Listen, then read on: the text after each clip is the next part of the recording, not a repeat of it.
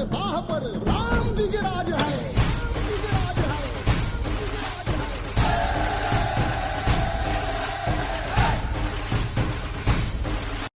नमस्कार। अभी अभी आपने जो कविता सुनी वो कविता जो है कवि भूषण इन्होंने लिखी हुई है। कवि भूषण शिवकालीन कवि थे जिन्होंने छत्रपति शिवाजी महाराज का चरित्र अपने शब्दों में बांधा है। इस कविता का अर्थ ये है कि इंद्र ने जिस प्रकार जंभासुर नामक दैत्य पर आक्रमण करके उसे मारा था और जिस प्रकार अग्नि समुद्र के पानी को जलाकर सोख लेती है, अभिमानी एवं छलकपटी रावण पर जिस प्रकार श्री राम ने आक्रमण किया था, जिस प्रकार सहस्त्रबाहु राजा को परशुराम ने आक्रमण करके मार दिया था, जिस प्रकार शिव जी ने कामदेव को भस्म कर दिया था, जिस प्रकार सूर्य की किरणें अंधकार को समाप्त कर देती है, दुष्ट कंस पर जिस तरह भगवान श्री कृष्ण ने आक्रमण करके विनाश कर दिया था, उसी प्रकार सिंह के समान शौर्य एवं पराक्रम वाले छत्रपति शिवाजी का मुगलों पर आतंक छाया रहता था। अर्थात वे मुगलों का प्रबल विरोध करते हैं और वीरतापूर्वक उन पर आक्रमण कर विनाश लीला करते हैं। आज 6 जून है और 6 जून ये तारीख जो है भारत के इतिहास में बहुत महत्वपूर्ण तारीख है। गौरवशाली दिन हमारे लिए है क्योंकि 6 जून 1674 को छत्रपति शिवाजी महाराज ने राज्याभिषेक किया था। शिवाजी महाराज का जन्म ऐसे समय में हुआ था जब भारत में आदिल शाह और मुगलों का साम्राज्य था। लोगों के ऊपर अत्याचार हो रहे थे और अंधकार में सैकड़ों वर्ष तक लोग गुलामी में रह रहे थे। ऐसे समय में स्वाभिमान से कैसे जिया जा सकता है, ये छत्रपति शिवाजी महाराज ने लोगों को बताया। उन्होंने हिंदवी स्वराज्य की स्थापना की और लोगों के मन में विश्वास जगाया। निष्ठा, पराक्रम, साहस, अथक परिश्रम, लोगों का साथ, इसके बल पर हिंदवी स्वराज्य की स्थापना हुई। सर्वसामान्य लोगों ने असामान्य जो कर्तृत्व किया वो था हिंदवी स्वराज्य। जब महाराज ने स्वराज्य स्थापित कर ही लिया था तब राज्याभिषेक करने की क्या जरूरत थी, ये एक प्रश्न उठता है और उसके पीछे बहुत बड़ा कारण है। हिंदुस्तान के इतिहास में इतना भव्य, दिव्य, महादिव्य राज्याभिषेक सैकड़ों सालों के बाद हो रहा था और 1674 में तक छत्रपति शिवाजी महाराज ने अपने दुश्मनों से अनेक प्रदेश जीत लिए थे। उनका राज्य सुशासन वाला था, नीति नियमों से चलने वाला राज्य था।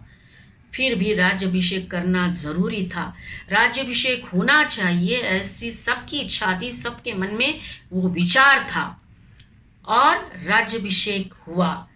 राज्याभिषेक एक कर्तव्य था, वो सार्वभौमत्व की पूजा थी, महापूजा थी। राज्याभिषेक करने के बाद उसका परिणाम वर्तमान पीढ़ी पर तो होने ही वाला था, लेकिन उसका प्रभाव, उसका परिणाम भावी पीढ़ी पर भी पड़ने वाला था। प्रेरणा मिलने वाली थी स्वराज्य के लिए। रायगढ़ से एक चिंगारी निकली थी, वो थी स्वराज्य की चिंगारी जो पूरे देश में फैलने वाली थी। और दूसरी एक बात ये थी कि लोगों के मन में विश्वास पैदा करना था।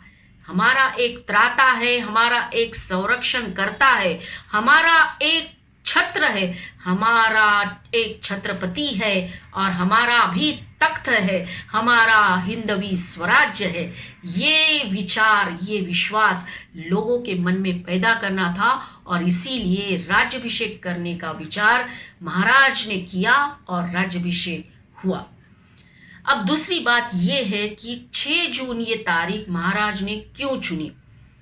हमें सबको मालूम है कि 7 जून से मृग नक्षत्र शुरू होता है, मतलब कि बारिश शुरू होती है। और बारिश के मौसम में वैसे तो हम कोई भी शुभ कार्य करते नहीं है, और वो तो राज्याभिषेक था, और वो भी छत्रपति शिवाजी महाराज का राज्याभिषेक जो रायगढ़ पर होने वाला था। महाराज राज्याभिषेक करने वाले हैं, ये बात पूरी तरह से पूरे देश में फैल चुकी थी। उनके दुश्मनों तक ये बात पहुंच चुकी थी और उनका सबसे बड़ा जो दुश्मन था वो था औरंगजेब। महाराज को ऐसा लग रहा था कि औरंगजेब राज्याभिषेक में विघ्न डालेगा, वो अपनी सेना भेजेगा। अगर वो सेना भेजता है तो भी वो कुछ नहीं कर पाएगा, क्योंकि रायगढ़ एक सह्याद्री में दुर्गम और कठिन किला है और ऊपर से बारिश का मौसम। तो औरंगजेब की सेना अगर रायगढ़ तक पहुंच भी जाती है तो भी कुछ नहीं कर पाती, या कुछ भी करना उसके लिए असंभव था। ये सारा विचार करके महाराज की जो दूरदृष्टि यहाँ दिखती है, वो तारीख उन्होंने इसीलिए चुनी, वो थी 6 जून। और 6 जून 1674 को राज्याभिषेक हुआ। रायगढ़ से एक गर्जना निकली थी, वो थी छत्रपति शिवाजी महाराज की जय। एक नए युग की शुरुआत उस दिन हुई और उसके साथ साथ लोगों के मन में ये विश्वास जगाया था कि स्वराज्य हासिल किया जा सकता है, दुश्मनों से लड़ा जा सकता है। और यही बात जो है, जो गर्जना हुई थी उस टाइम पे रायगढ़ पर, वो गर्जना थी प्रौढ़ प्रताप पुरंदर क्षत्रिय कुलवंत सा सिंहासनाधीश्वर महाराज इधराज महाराज श्री छत्रपति शिवाजी महाराज की जय। और ये गर्जना थी दुश्मनों को एक संदेश देने की कि हमने गुलामी का अंत किया है और हमारा हिंदवी स्वराज्य स्थापित हुआ है। अगर आपको हमारा ये वीडियो पसंद आया हो तो ज़रूर लाइक करिए, सब्सक्राइब करिए और प्लीज़ आपके कमेंट्स हमें भेजिए। तब तक के लिए हम आपसे फिर से अगले वीडियो में मिलने की उम्मीद करते हैं। तब तक के लिए धन्यवाद। वंस अगेन, जय भवानी, जय शिवाजी।